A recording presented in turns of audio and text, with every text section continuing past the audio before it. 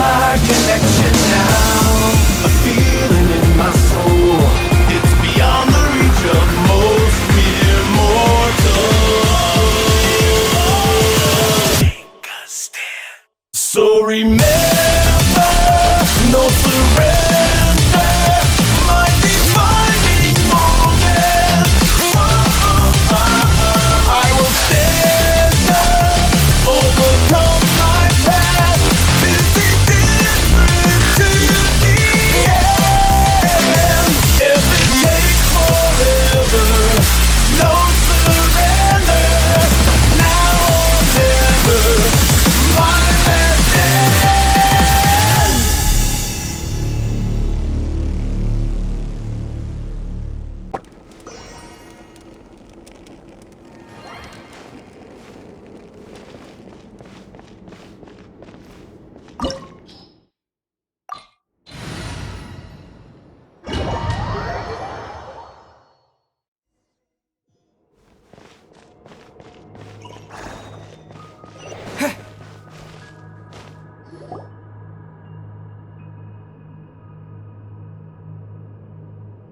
Are these people...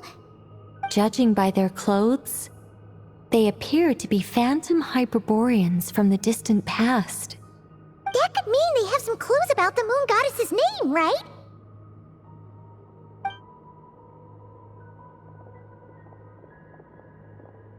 Hey there! Could you tell us what the moon goddess's name is? Sorry. That's probably a weird question, huh? How do we explain this? The moons are long gone, and their goddesses are dead. Their names no longer mean anything. When a new moon goddess is born, we will surely know her name. We have used every last resource at our disposal. All that remains is to wait, patiently and quietly.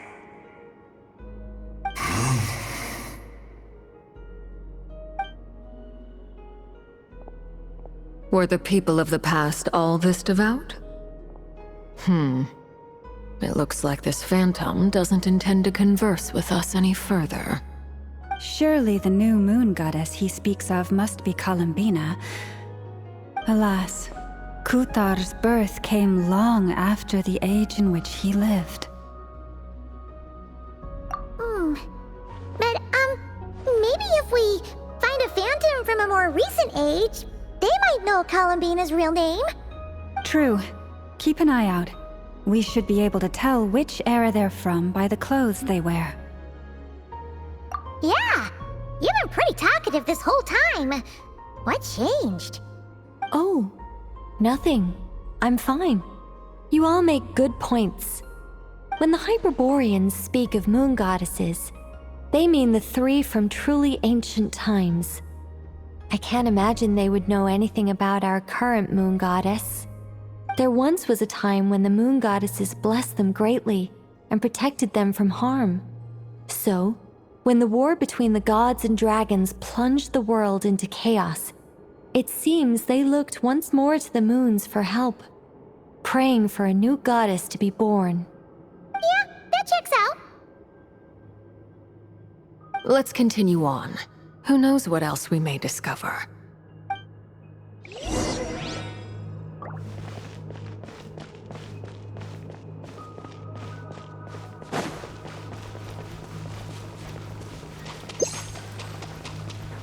There's a door blocking this path. Not a problem. Try this.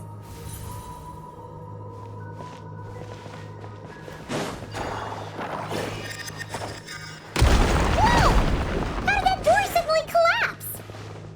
This device was maintaining the door's integrity. Remove the core, and the device stops working. Is this our destination? Impressive.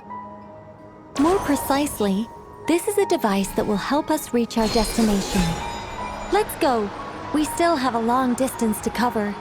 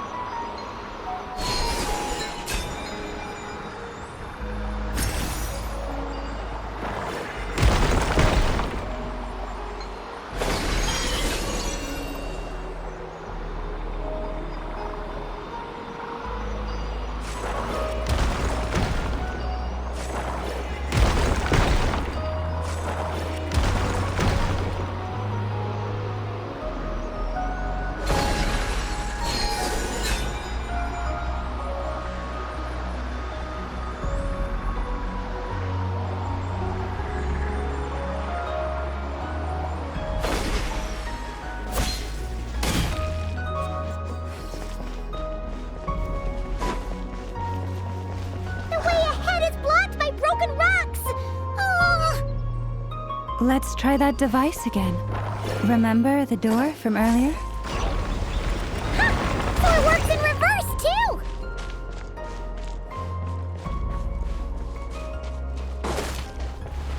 The humans we see are all phantoms, but the monsters are real. What a fascinating place. There'll be plenty of time to admire it later.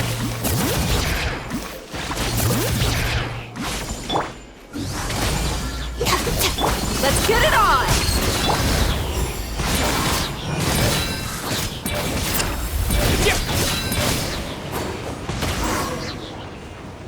Our bond is strong.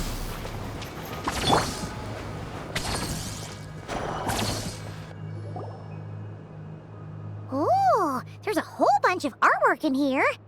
Seems pretty old. Nicole, this is probably your area of expertise. What do all these paintings mean? Let me see.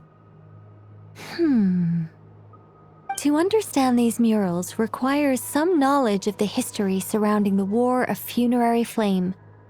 I shared a little of this with Lauma before. Yes, I think I follow. The dispute between the Moon Sisters, the transformation by Nibelung. Oh no, it's no trouble.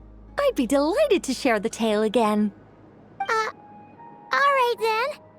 Tevat's 3 moons and their goddesses were brought into being by the will of Nibelung, the then ruler of Tevat.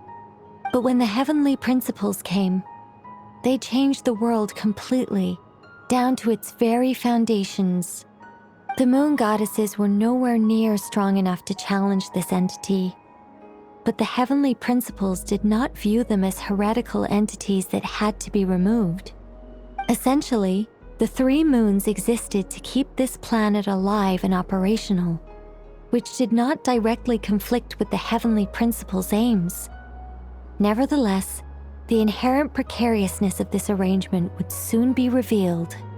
Nibelung returned. Yes.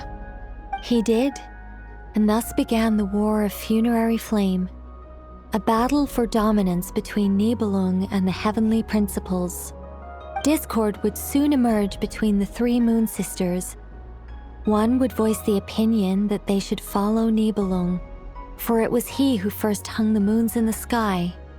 Another would argue that taking sides in the conflict would only bring the world closer to ruin. There was no telling where it would lead, especially since their creator had returned, bearing the perilous power of the abyss. Nibelung would eventually discover their disloyalty. He had all 3 imprisoned before transforming the moons into weapons with which to fight against the heavenly principles. What? Weapons? Yes, the very moons that had once defended the planet became instruments of death and destruction, striking terror into the hearts of all living things. And although the heavenly principles and the 3 Moon Sisters had once been at peace, it now seemed that the moons posed an unacceptable threat to Tevat. It is possible that the heavenly principles did not know of the goddess's imprisonment. If so, the weaponization of the moons would surely have been viewed as an intentional breach of the peace agreement. Regardless of who knew what, when, the heavenly principles shattered 2 moons and flung the other beyond the skies. Whether the goddesses managed to escape Nibelung's captivity after his fall, nobody knows. But this much is certain. From that day on, the moons no longer belonged to Tevat. The rejection slowly drained their power until eventually they passed away. So that's the full story. You say the moon ceased belonging to Tevat from then on. Why then would Columbina be born here? That is perhaps due to the lingering connection between the Frost Moon, which was not shattered, and this world. You could see it as the 3 sisters' dying wish. They never desired war. All they ever wished for was to protect this land. I see. If the final fate of the 3 goddesses is as you say, then Columbina faces the same grave danger. Our investigation has yet to bear fruit. We must hurry. Yeah, you're right. Let's keep going.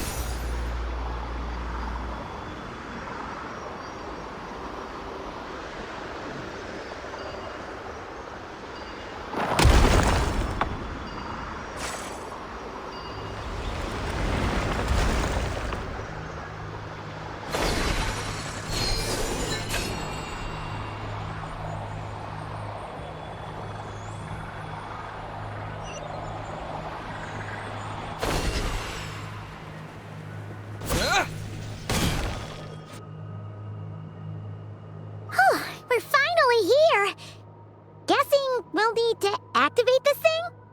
Indeed. I was a little worried about that at first, but as we got closer, I sensed that the Kuvaki within it flows unimpeded. It should be functioning normally. The only issue is how to activate it. It's looking a little worse for wear. What about the cores from some of the other devices we've seen? Can we repair it using those? In all likelihood, yes. I imagine that would have been the Hyperborean's backup plan. Let's look for some cores.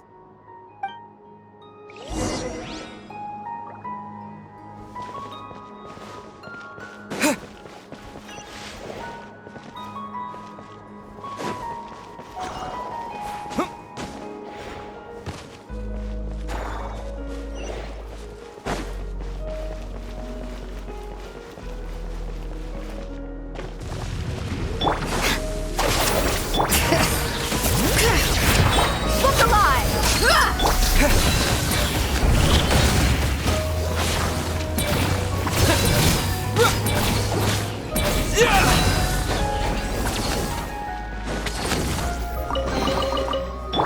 Our bond is strong.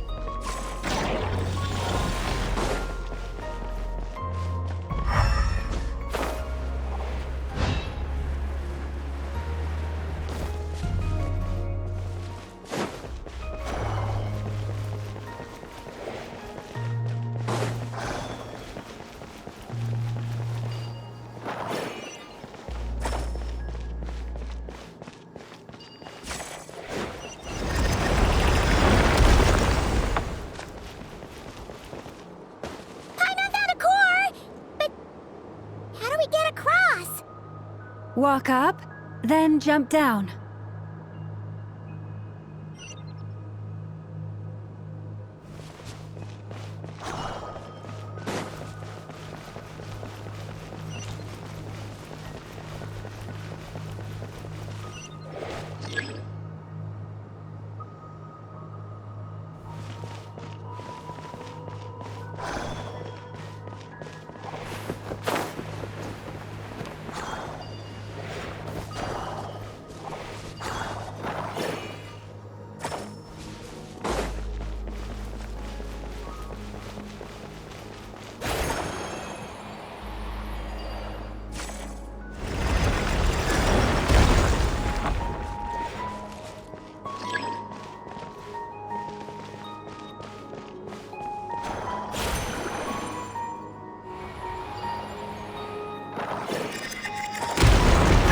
That should be enough cores. Let's head back.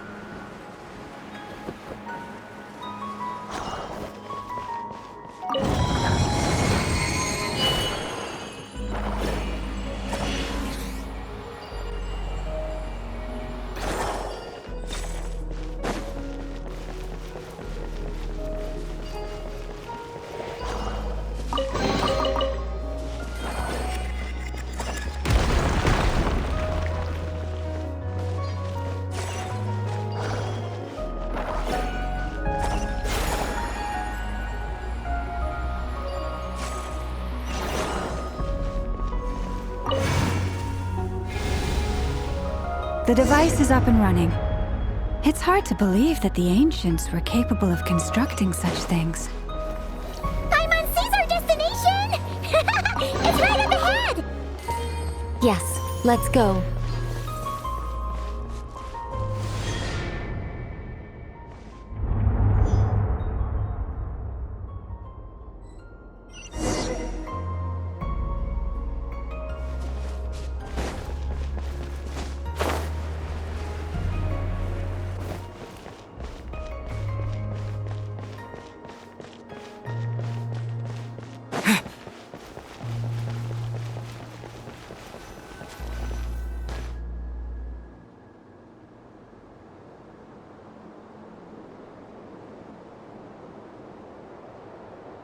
This is where the people of Hyperborea communicated with the moons.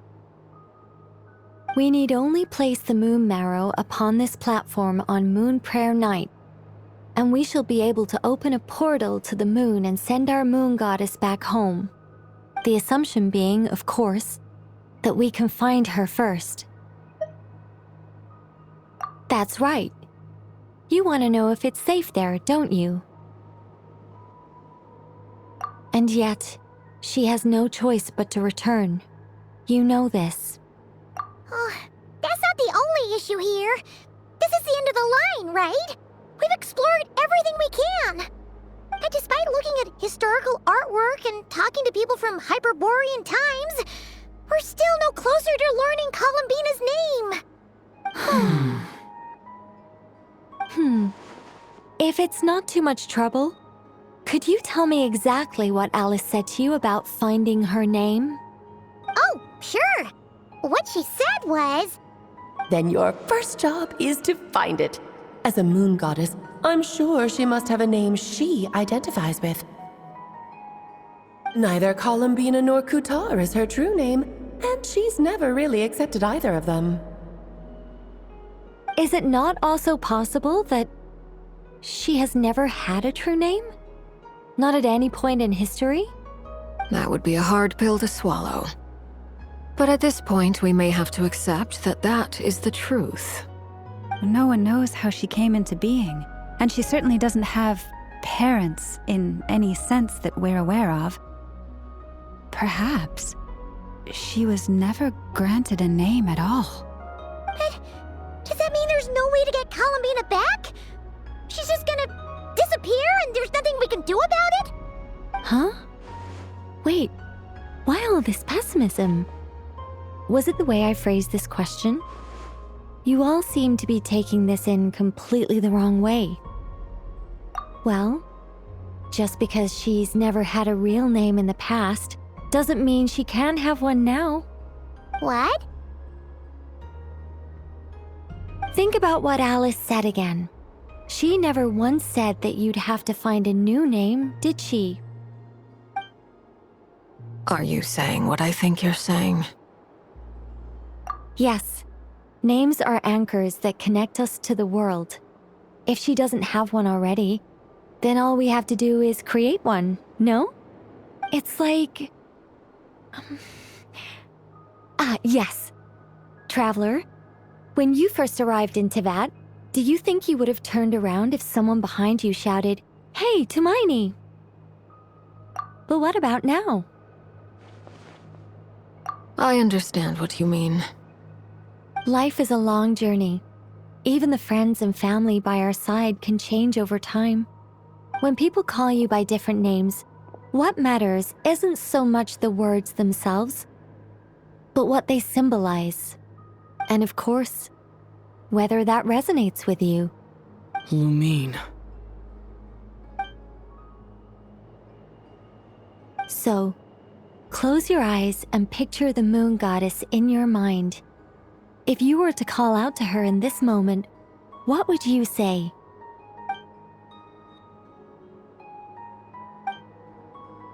Columbina. Columbina. Paimon would call her Columbina too. Well, she has long forsaken everything that Kutar represents. I think from now on I should call her Columbina too. Well, it sounds to me like you found your answer. Are you sure? Is it really that simple? We haven't found her this whole time, and not for lack of trying.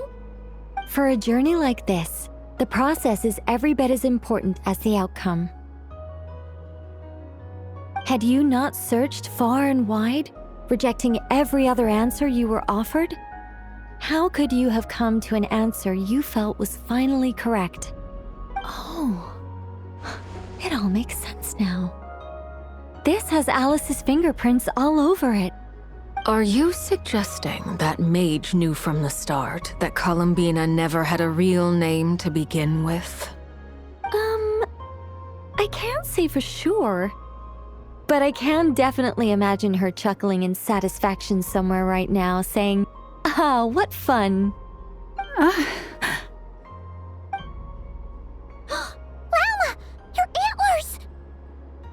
You should hurry.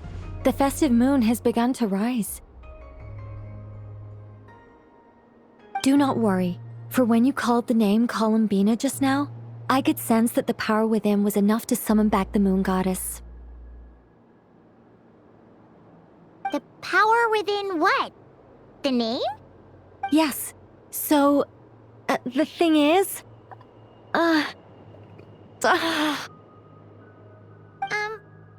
What's wrong now? This is so annoying. I really want to explain how that whole thing works. Starting from the founding principles of Tevat and... Oh, I could talk about this for hours. But... Deep breaths, Nicole. Deep breaths.